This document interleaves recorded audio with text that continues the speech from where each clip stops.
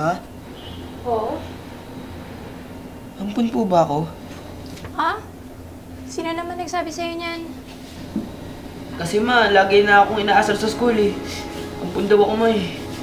Anak, di ba sinabi ko sa'yo huwag ka magpapa-apekto sa sinasabi ng iba? Pero ma, sabihin mo sa akin, ma. Ampun po ba ako? Ha? Ma! Ampun ba ako? Ha? May paliwanag mo po, ma. May paliwanag mo, bakit may 4 na baso ko sa likod?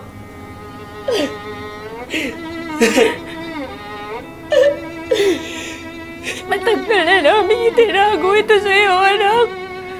Pero sa palagay ko pa na pinagmalaman mo.